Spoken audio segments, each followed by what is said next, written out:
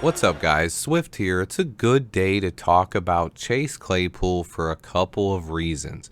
One, DeAndre Hopkins was released today, and two, Fansided posted an article about how bad of a trade the Bears made for Claypool. Let's get right into this. Chase Claypool is extremely talented, and he has the upside to be a #1 receiver and top 10 guy in the entire NFL if he can ever reach his ceiling.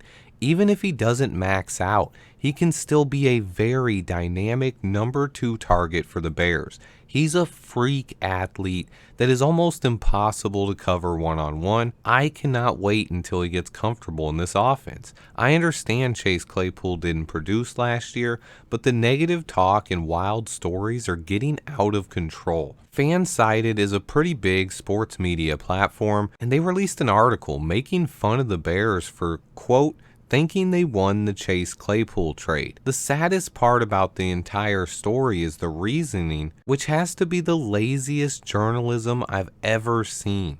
I've never written an actual sports article technically, but for every video I make, I write it up like an article and then read it to you guys so I know a thing or two about researching a story. The reasoning for them making fun of the Bears was saying this, and I'm going to quote it. This quote is from Mark Powell from Fansided. Claypool has an energetic personality and looks, feels, and talks like a star wide receiver.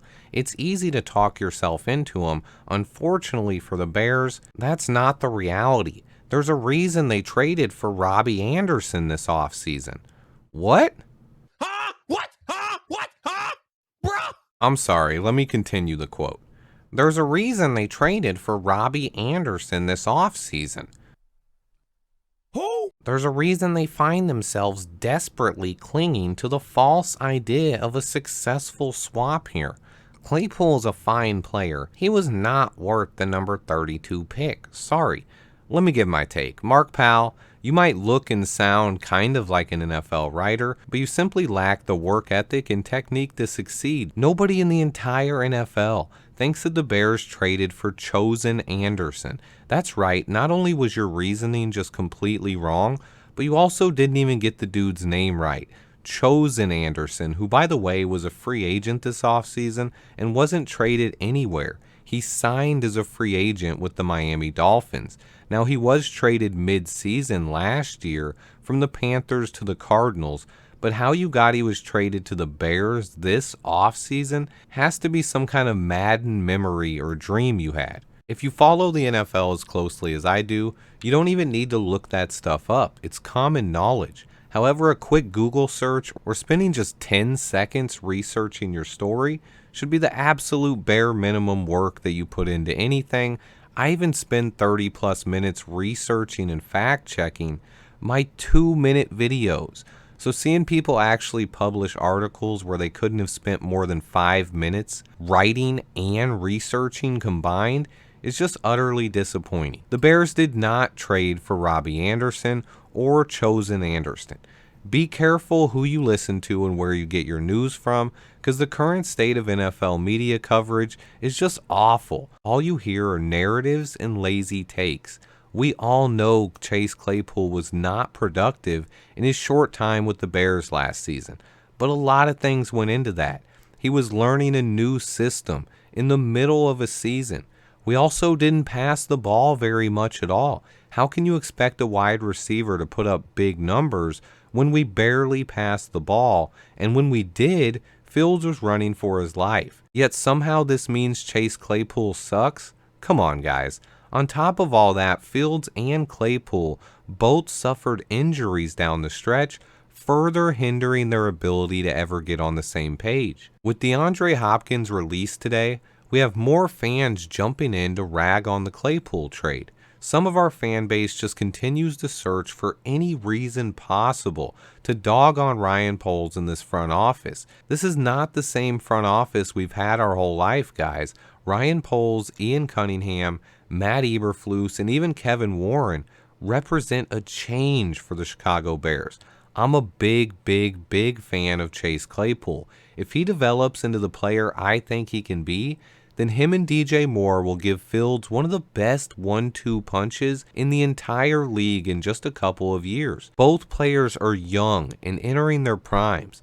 DJ Moore is 26. Chase Claypool is 24.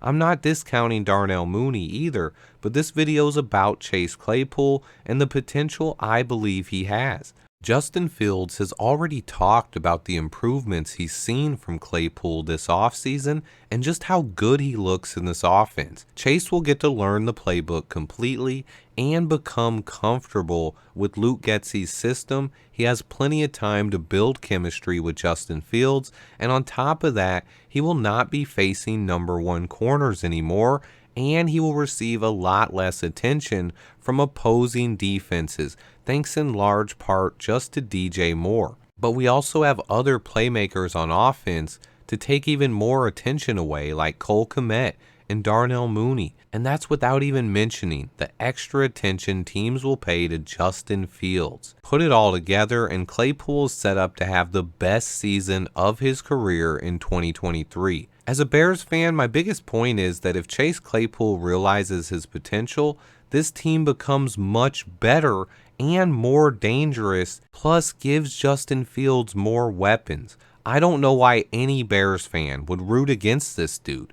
His upside is just too high, and he's only 24 years old. He's also shown that he's capable of being a dynamic weapon in the NFL. He did it his rookie season before Big Ben's arm fell off. I'm rooting for Chase Claypool to have a huge season. I think most of you know I have big expectations for him, but today I just needed to touch on the narratives I've seen spreading around. With DeAndre Hopkins' release, I made a video earlier today stating why I don't think he will be a good fit for the Bears. On my second YouTube channel, the NFL Draft Network, I just released another video where I go over the best potential fits for DeAndre Hopkins. If you guys are interested in finding out where I think DeAndre Hopkins will end up, go ahead and go check that video out. It's been a tough week. I'm still aiming to have my Tyreek Stevenson all 22 out on Sunday. I've been watching a ton of film on him and have almost finished up watching his entire college career and hope to get that done on time. Stay tuned, guys. Please remember to hit that like button for me. And until next time, bear down. Swifty in the house!